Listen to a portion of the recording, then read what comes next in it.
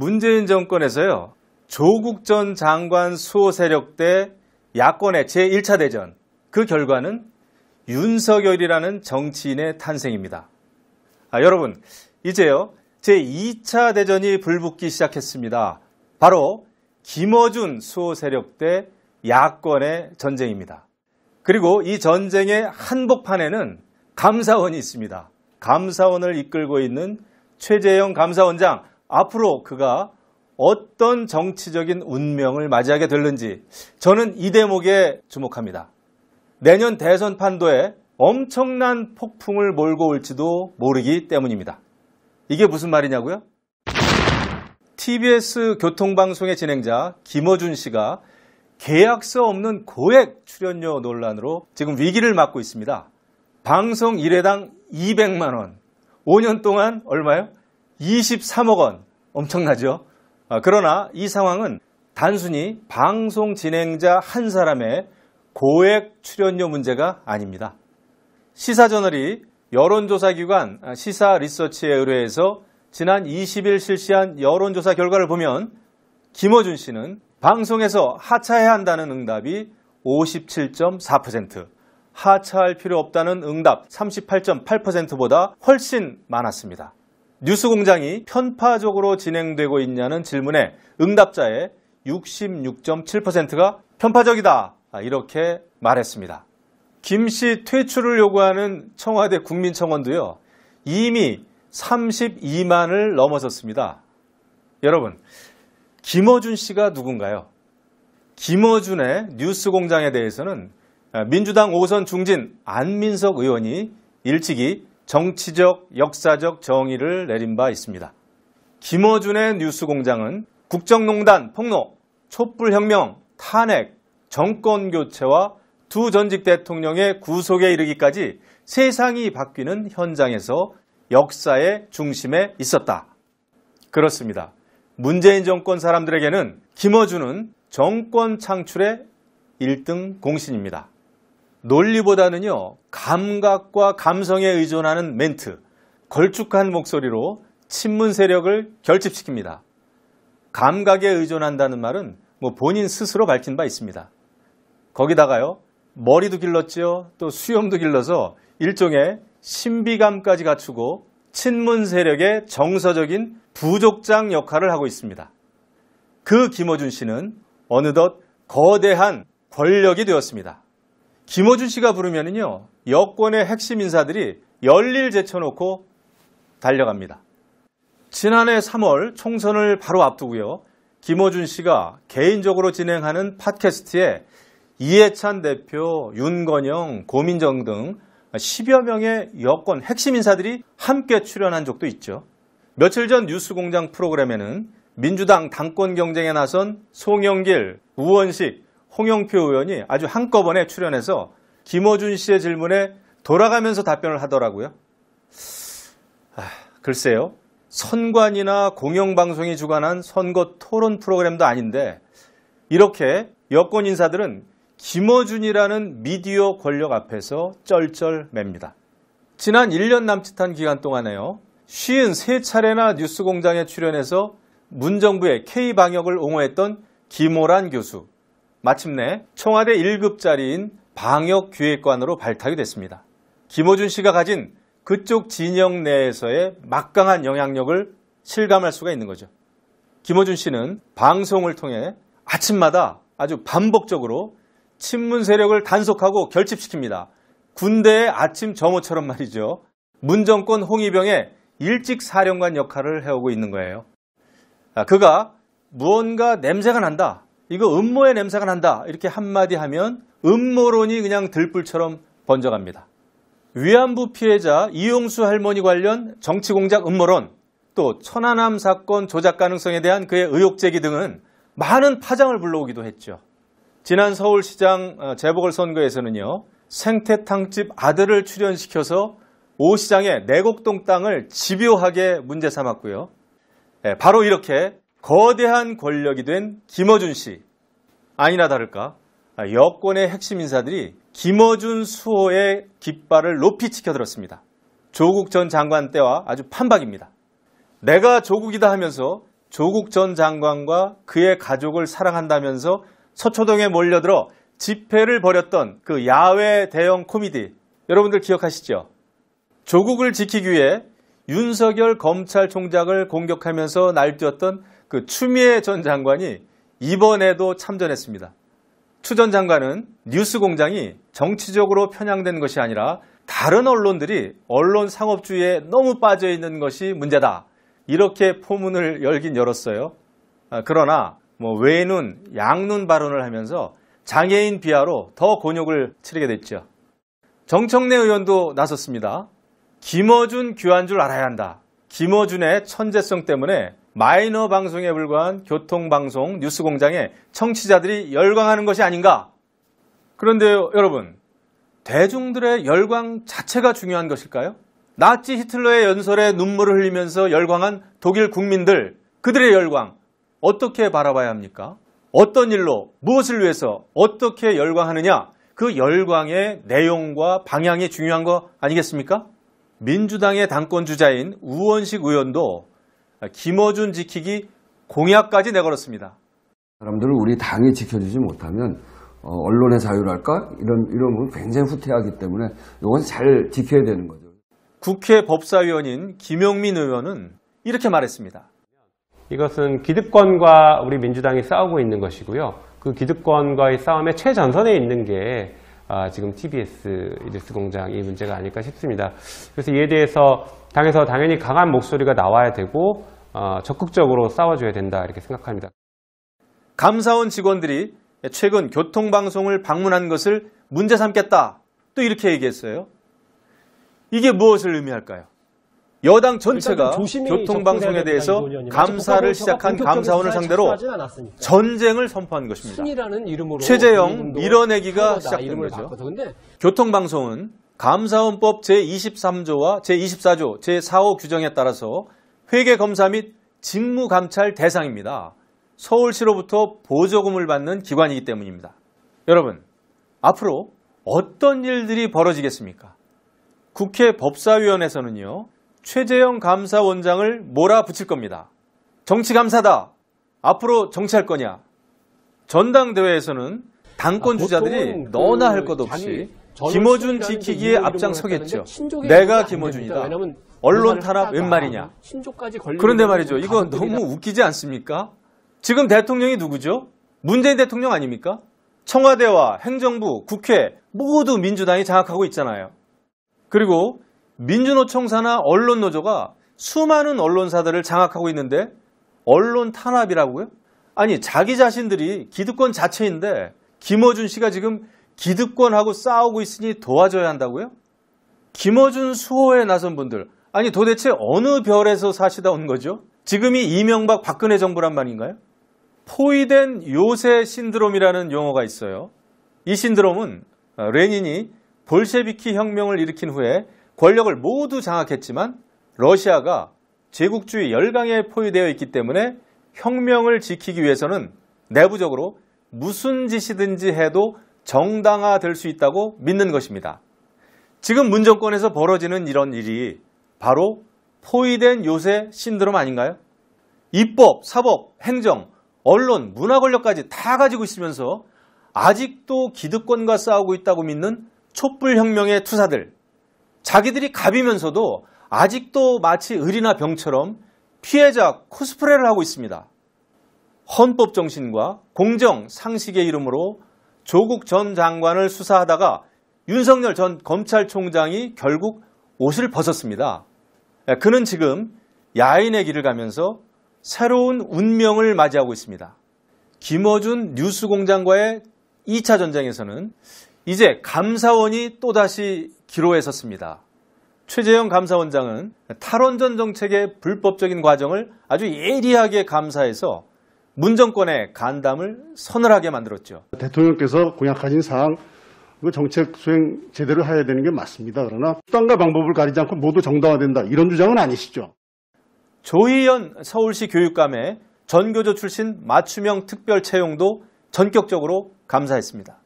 이런 최재형 감사원장에 대해서 이미 정권의 실세들이 공격에 나섰습니다. 임종석 전 청와대 비서실장은 지금 최 원장은 명백히 정치를 하고 있다. 최재형 감사원장에게서 윤석열, 전관훈과 같은 냄새가 난다. 이렇게 얘기했어요. 앞으로 최재형 감사원장에 대한 권력자들의 공격은 더 거세질 겁니다. 정치 감사다라고 주장하면서 아주 맹공을 퍼부을 겁니다. 그러나 어쩌겠습니까? 이 또한 최재형 원장의 운명인 것을. 정권은 유한합니다. 하지만 감사원은 정치적으로 독립된 헌법기관입니다.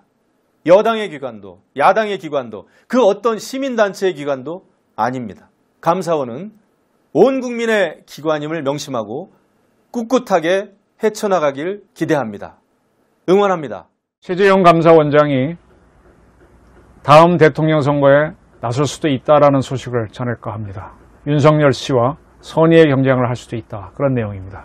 먼저 윤석열 씨를 향해 쏟아지는 정부와 여당의 지독한 견제를 정리하도록 하겠습니다. 6월 16일 서울중앙지검은 이정수 신임 서울중앙지검장이 김호수 검찰총장에게 윤석열 씨 가족 및 측근 수사 상황을 보고할 것이다 라는 보도가 있었는데 그 보도에 대해서 서울중앙지검은 사실과 다르다. 서울중앙지검은 이 사안을 검찰총장에게 보고할 예정이 아니다 라고 밝혔습니다. 그리고 작년에 추미애 법무부 장관이 많이 시끄럽게 했었죠. 그때 법무부 장관의 지휘로 검찰총장 지휘가 여전히 배제된 상황이다라고 강조를 했습니다. 이는 결국 이정수 현재 서울중앙지검장이 윤석열 씨 가족에 대한 수사를 단독으로 지휘하겠다는 뜻으로 해석이 됩니다. 이정수 서울중앙지검장은 박범계 법무부 장관의 고등학교 후배입니다. 서울 남강고등학교죠. 참고로 박범계 장관은 서울 남강고를 졸업하지 못했습니다. 중간에 사고를 쳐서 중퇴를 했죠. 검정고시로 대입검정고시를 붙어서 연세대학을 들어온 사람입니다. 이정수 서울중앙지검장은 작년에 윤석열 징계를 놓고 시끄러웠을 때 많은 검사들이 징계 반대 성명을 했는데 거기에 불참했던 검사입니다. 이 검찰총장에게 서울중앙지검장이 보고하는 건은 이런 겁니다. 서울중앙지검이 워낙 많은 사건, 가장 최대의 지검이잖아요.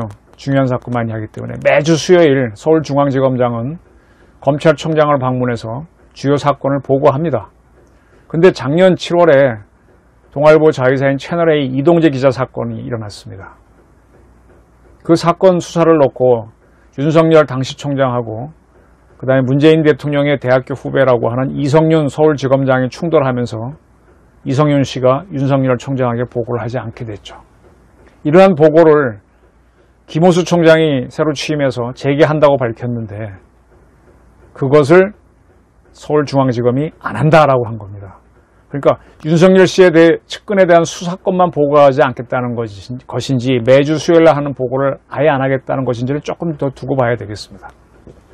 현재 서울중앙지검 반부패 수사 2부는 윤 총장의 부인인 김건희 씨가 전시회사죠. 이렇게 전시하는 기획회사 코바나 컨텐츠를 운영해 왔는데 그 기업에서 행사 기획을 할 때 많은 기업들이 협찬했다. 협찬이 윤 총장에 대한 뇌물이 아니냐라는 그 의혹에 대한 수사를 하고 있고 또 김건희 씨 어머니 윤석열 씨의 장모죠.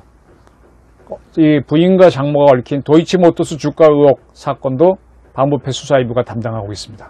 또 서울중앙지검의 형사 13부는 윤 총장의 측근인 윤대진 법무연수원 기획부장의 친형이 윤우진 전 용산세무서장인데 그가 뇌물수수를 받았다는 의혹이 있는 모양이에요. 그걸 수사하고 있습니다. 이런 것들을 김호수 총장한테 보고하지 않겠다. 그건 이제 확실하게 한 거죠. 이러한 수사는 지난해 4월 최광욱 씨, 아주 그냥 급진적인 친구죠. 열린민주당 대표인데 그가 이제 그 김건희 씨가 협찬을 많이 받았다. 윤 총장이 윤석열 씨가 총장을 할 때 협찬을 많이 받았다라고 이렇게 이제 고발을 했죠. 그리고 도이치모터스 주가 조작에 아내와 장모가 의혹이 있다라는 그런 고발도 했었습니다. 그래서 이 사건이 서울중앙지검은 반부패 수사 2부에 배당이 됐는데, 이 반부패 수사 2부는 조국 씨의 자녀 입시 비리와 사모펀드 의혹 수사를 담당했던 곳입니다. 이곳에 배당된 수사는 별로 잘 안 나갔었는데, 지난해 10월 추미애 장관이 지휘권을 발동하면서 수사가 본격화됐죠. 그때 이런 수사권 지휘를 하기 전에 윤석열 총장은 나는 관여하지 않겠다라 그랬고, 그랬으면 당연히 윤 총장에 대한 이런 보고는, 장모와 자기 처에 대한 수사 보고는 안 할 텐데, 추미애 장관은 아예 윤 총장을 보고라인에서 배제한다고까지 발표했습니다. 이 배제를 그대로 유효하다라고 하는 게 지금 신임 서울중앙지검장의 주장인 거죠. 왜 이런 긴장이 나오느냐? 한번 제가 다뤘지만, 김호수 신임 총장은 검수완박, 검찰 수사권의 완전한 박탈을 지금 교묘한 방법으로 박범계 법무부 장관이 하고 있죠. 그걸 하기 위해서 검찰 조직 개편안을 만들었는데 그걸 거부했지 않습니까? 김호수 씨가. 그리고 지금 김호수 씨가 이끄는 검찰은 대전지검 같은 경우는 월성원전 3인방을 기소하려고 하고, 인천지검은 김학의 불법 출금 사건에 관련된 여러 실력자들을 기소하려고 하는데, 그 기소권에 대한 결재 여부를 김호수 씨가 결정해야 됩니다. 그래서 서로 긴장관계에 있다 보니까 팽팽합니다. 지금 윤석열 때리기는 지금 검찰이 저 정도면은 정치권은 어떻겠습니까? 6월 2일 송영길 더불어민주당 신임대표 조국 장관 건에 대해서 국민 사과를 했죠. 그리고 나서 조국 장관 가족에 대한 검찰 수사의 기준은 윤석열 전 총장 가족 비리에 대해서도 동일하게 적용돼야 한다라고 주장했습니다. 그러자 이낙연, 바로 그 전 대표인가요? 야당의 유력 대권 후보로 거론되면서 세상 앞에 아직 자신을 드러내지 않은 윤석열 전 총장은 스스로에게 제기된 문제들 앞에 지금 공정한지 질문한다 하면서 견제를 했습니다. 이렇게 견제가 이어지자 지금 윤석열 씨는 아직 어느 당에 입당하지 않았습니다. 그쪽에서는 누구보다도 원칙을 잘 아는 법조인 출신의 정치인들, 이 송영길 씨가 연세대학교 경영학과를 나왔지만은 사법시험이 붙은 법연호인입니다. 그를 지칭하는 거죠. 그의 언행이 도를 넘었다. 검찰이 지난 1년 3개월간 벌건 수사까지 시도했음에도 나온 게 있느냐. 그리고 지금까지도 수사를 하고 있는 게 문제다. 이렇게 지적을 했습니다. 근데 이 윤석열 씨 측근 가족 건은 좀 봐야 되는 게, 지난 5월 31일 서울중앙지검이 윤석열 씨 장모한테 요양급여 부정수급 혐의를 정해서 징역 3년을 구형한 바 있습니다. 윤석열 씨의 장모는 2013년부터 15년 사이에 파주에서 동업자 3명과 함께 요양병원을 개설해서 운영했습니다. 그리고 국민건강보험공단으로부터 요양급여 22억 9천만 원을 받았습니다. 그것 때문에 불구속 기소가 됐는데, 이미 동업자 3명은 처벌을 확정받았습니다. 1명은 징역 4년, 2명은 징역 2년 6월에 집행유예 4년. 그래서 이제 집행유예니까 실제로 교도소는 가지 않았죠. 그렇게 됩니다. 이 윤석열 장모를 대리하는 송경식 변호사는 일부 정치인들이 수사기록 내용도 모르면서 일방적인 비판을 하고 있다. 재판은 법정에서 이루어지는 것이고, 따라서 법정 밖에서 함부로 가타부타 논란하는 것은 재판에 대한 예의가 아니다라고 한마디 했습니다. 그리고 수사 중인 사항만 계속 무한정, 수사가 지금 1년 3개월째 하는 게 있으니까 이거는 이성영 서울지검이 벌이는 행태였다라고 비난을 했었습니다. 1년 3개월간 수십 명을 반복해 조사하고 별건 수사까지 하면서도 뭐 나온 게 있느냐. 반면 정경심 교수나 조국 씨에 대한 수사는 3개월 만에 끝나지 않았느냐. 따라서 특수부는 사실 반부패 수사 2부를 얘기하는 거죠. 상당히 무모한 행동을 하고 있다라고 비판을 했습니다. 근데 또 이런 일이 있었습니다. 도이치모터스 주가 조직 사건으로 조사를 받은 A씨가 서울중앙지검 반부패 수사 2부에서 조사를 받았다가 왜 이 건과 관계없는 별건 수사를 하느냐고 항의를 했습니다. 이것이 받아들여져서 그를 수사하던 수사관이 다른 검사실로 이동하게 됐습니다. 그럼 이 수사관은 뭘 물었느냐? 이 사건과 전혀 관련 없는 그 A씨의 가족이 운영하는 사업체의 매출 신고 문제를 질문했기 때문입니다. 그리고 검찰은요, 윤석열 씨 부인이 운영하는 코바나 콘텐츠에 협찬했던 기업이 있죠. 그런 기업들에게 영장을 제시하고 자료를 달라는 게 아니라 압박성 공문을 보내갖고 자료를 내놔라 이렇게 압박하고 있습니다. 때문에 변죽을 울리는 거 아니냐 이런 지적이 있습니다만 계속 끌고 있습니다. 이 도이치모터스 주가 조작 사건이라는 거는 권오수 씨가 도이치모터스 회장인데 그가 2010년 11년 사이에 주가 시세를 조정했다. 그리고 그 시기에 윤석열 씨의 부인인 김 씨가 이 주식을 보유했다는 겁니다. 그리고 일부 언론은 윤석열 씨의 장모도 주가 조작에 관여했다고 보도를 했습니다. 그런데 이 모든 조작의 핵심인 권오수 회장은 2013년 말 금감원으로부터 주가 조작 의혹으로 2번 조사를 받았지만 주가 조작 혐의가 없다라는 결과를 통보받았다라고 밝힌 바 있습니다. 그리고 실제로 경찰도 2015년 도이치모터스 주가 조작 의혹 관련해 내사를 했으나 수사 종결했다라고 밝혔습니다. 때문에 윤 총장의 가족 변호인들은 이럼에도 불구하고 도이치모터스 사건으로 1년 3개월간 반부패 수사 2부가 수십 명을 반복해서 조사하고 있는 것은 또 별건 수사까지 하는 것은 무리다. 수사 종결해야지 질질 끄는 게 뭐냐 이렇게 비판을 하고 있습니다. 이러면 결국 윤석열 씨를 괴롭히고 있는 얘기죠. 그것만이 아닙니다. 6월 14일 사법정의 바로 세우기 시민행동 사세행이라고 이쪽에서 굉장히 많은 활동을 하고 있는데 윤석열 씨를 한동훈 검사장에 대한 감찰 수사 방해 혐의로 공수처에 고발을 했습니다. 이 사세행이 윤석열 씨를 고발한 거는 이미 10번이 있었는데 11번째 고발을 한 겁니다. 이 사세행의 대표는 김한매 씨인데 그는 한동훈 검사장 감찰을 윤석열 당시 총장이 대검 감찰부가 아닌 서울중앙지검 인권감독감실에서 하도록 한 것은 업무 방해다 라고 주장을 했습니다. 직권을 남용한 것이다 라고도 주장했습니다. 공수처는 이러한 숱한 고발 가운데 옵티모스 부실 수사 의혹과 한명숙 전 국무총리 모해 위증 교사 수사 조사 방해 의혹 고발 사건은 입건을 해서 윤석열 씨를 피의자로 현재 놓고 살펴보고 있는 중입니다. 네. 그리고 이렇게 이제 도처에서 공격을 합니다. 윤석열 씨를. 송영길 민주당 대표는 윤석열 엑스파일을 준비하고 있다고까지 했었죠. 이에 대해서 윤석열 씨 측의 대변인으로 간 사람이 조선일보 논설을 위원하던 이동훈 씨죠. 이동훈 씨가 6월 말이나 7월 초에 윤석열 씨가 정치선언을 할 것이다 라고 밝힌 적이 있었는데 그 이동훈 씨가 그런 의혹들에 대해서 본인이 떳떳하시다니까요. 윤석열 씨가 떳떳하다고 합니다. 그 부분에 대해서는 전혀 꺼릴 게 없다라는 입장입니다 라고 밝혔습니다. 공수처 수상이 된 것에 대해서는 이미 윤 총장을 징계하려고 했을 때 그 징계 재판을 했었잖아요. 행정소송인가 했었잖아요. 그때 나왔던 얘기인데 또 해봐야 뭐 하겠냐. 또 수사해봐야 윤석열은 때리면 때릴수록 더 커진다. 그렇게 툭 쐈습니다. 이러한 윤석열 씨가 이 폭풍의 누리죠. 근데 국민의힘에 입당을 아직 안 하고 있습니다. 이준석 국민의힘 대표는 오는 8월까지를 마지노선 입당해달라고 제시했습니다. 그리고 빠르면 빠를수록 좋다는 게 그쪽의 입당이죠.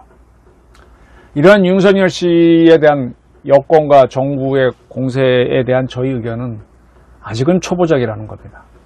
보다 큰 공격이 준비되고 있는 것은 또한 사실입니다. 이러한 공격을 받았을 때 윤석열 씨가 전방위 압박을 받지 않습니까? 그래서 정치에 나서는 거나 대권 도전한 걸 포기한다면 국힘당은 또 야권 전체는 대안 부족으로 혼란에 빠질 수 있습니다. 물론 홍준표 씨라든지 또 뜻밖에도 오세훈 씨가 굉장히 서울시장 지지가 높더만요. 그런 사람들이 있지만 그래도 가장 지금 넘버원 가장 지지율 높은 윤석열 씨가 낙마를 한다면 혼란이 일어날 수 있습니다. 그래서 제가 처음 제목에서 던진 최재형 감사원장이 등판한다면 그러면 윤석열 씨도 완주할 수 있고 또 선의의 경쟁도 일어날 수 있지 않을까 이런 생각들을 하고 있죠. 네, 최재형 씨와 관련해서 지난 6월 10일 정의화 전 국회의장은 최 원장이 조만간 대선 출마에 대해 결단을 내리겠다는 생각을 자신의 측근한테 이야기했다라고 밝힌 바 있습니다. 근데 현재 최재형 원장은 서울중앙지검의 수사를 받게 돼 있는 입장입니다. 월성 1억이 감사가 잘못됐다라는 고발이 있었고 수사 대상자가 되어 있습니다. 어쨌든 간에 이러한 상황이기 때문에 국힘당이 오라고 하면 또 모시고자 하면 또 갈 수도 있는 입장이죠. 실제로 이준석 대표는 최재형도 좋고 김동연도 좋고 누구라도 우리 당의 대전 수사가 될 수 있다라고 밝힌 바 있습니다. 이런 최재형 원장이 어떤 사람이냐 이미 많이 나왔죠. 이남 2년대 두 딸은 그 부부의 친자식입니다. 근데 두 아들은 입양을 했습니다. 입양을 언제 했느냐? 두 딸이 한참 예민한 사춘기 시절인 중고등학교 때 두 아들을 입양했습니다. 이에 대해서는 쭉 자료를 찾다 보니까 2007년도 12월 23일 청파교회 김기성 목사가 설교한 부분에 나오더만요. 제3자가 이야기한 건데 이때 김 목사가 설교한 중에 이런 내용이 있습니다. 나는 올해 초 대법원에 예배를 인도하러 갔다가 참 아름다운 사람 하나를 만났습니다. 그는 서울고법의 최재형 부장판사입니다. 그는 작년 7월에 10살짜리 아들 영진이를 새로 얻었습니다. 보육원 어른이 4박 5일 가정체험 행사로 인연을 맺은 영진이를 아들로 맞은 것입니다. 깐난아이였던 진호를 6년 전에 입양한 터라 주변에서 말리는 이들도 많았습니다. 하지만 영진이가 입양되게 해달라고 기도한다는 말을 듣는 순간 그의 가슴이 저려왔답니다. 그래서 아들을 입양했답니다. 그러면 어린아이 깐난아기인 진호를 6년 전에 입양했다가 거의 사춘기가 다 된 10살짜리 아들을, 그러니까 나이로는 큰아들이죠. 큰아들을 늦게 입양하게 된 거죠. 이게 이제 최재형 씨 부부의 특징인데 두 부부가 아주 똑실한 크리스찬입니다. 그는 젊었을 때도 크리스찬이었는데 경기고등학교 다닐 때는 다리가 불편한 친구를 등에 업겨 2년 동안 경기고를 등하기로 했죠. 근데 그때를 기억하는 분들한테 들어보면 자기는 단 한 번도 그 친구를 업고는 걸 못 봤답니다. 그걸 감췄던 거죠. 그래서 그 친구분도 사법시험에 붙어서 변호사를 그 후에 했었죠. 그뿐만이 아니라 최재형 씨는 2012년경일 겁니다. 중국에서 탈북한 사람들을 붙잡아서 도로 북한으로 막 보낼 때였습니다. 거기를 규탄하는 시위를 박선영 의원이 중국 대사관 앞에 가서 하고 그랬는데 그 반대 시위에 최재형 씨가 가족, 부인과 아이들을 끌고 나와서 참여하곤 했습니다. 그때 아마 판사였을 겁니다. 내가 판사하고 뭐고 간에 이런 식으로는 나 반대한다. 그런 의사를 표현했던 거죠. 그리고 이분은 대북 선교에도 매우 관심이 많아서 북한을 좀 많이 압니다. 육군 법무관 장교를 나왔고 그 집안 자체가 병역 명문가입니다. 아버지는 해군 대령이었고요. 그리고 본인은 물론이고 가족들 전체가 스캔들이 없죠. 이러한 최재형 원장의 임기는 내년 1월까지인데 그가 대선에 나서려면 12월 초까지는 사퇴해야 됩니다. 근데 이 감사원장이라는 자리가 특이한 게 우리나라에서 대통령이 국정 전반을 보는데 국정 전반을 볼 수 있는 자리가 감사원장이 볼 수 있고요. 국무총리가 볼 수 있고 그 다음에 국정원장, 국무총리, 감사원장 3명이 볼 수가 있습니다. 그래서 그는 전체를 본 아주 드문 경험을 갖고 있는 사람이죠. 이러한 최재형 씨가 제가 두 군데로 간접적으로 들었습니다. 국가가 원하고 국민이 원한다면 대통령이 꼭 되기 위해서가 아니라 나갈 수도 있다. 내가 국가를 위해서 국가로부터 녹을 이렇게 많이 받아왔는데 그거 못할 게 뭐가 있느냐. 이분이 나서게 되면 윤석열에 대한 공격이 분산되죠. 그리고 경쟁이 일어나게 되죠. 그리고 윤석열과 최재형을 놓고 사람들이 판단도 하게 될 거고 또 윤석열 씨 대신에 이분이 또 야권에서 후보로 당선될 수도 있고요. 어쨌든 최재형 씨가 움직일 뜻이 있답니다. 이분의 부인이 더 강한 의지를 갖고 있다고 합니다. 부인이 이소연 씨인데 이 부인 자매들도 꽤 독실하죠. 그래서 동서들이 한 분은 원자력계, 한 분은 언론계, 한 분은 교육계, 다시 말하면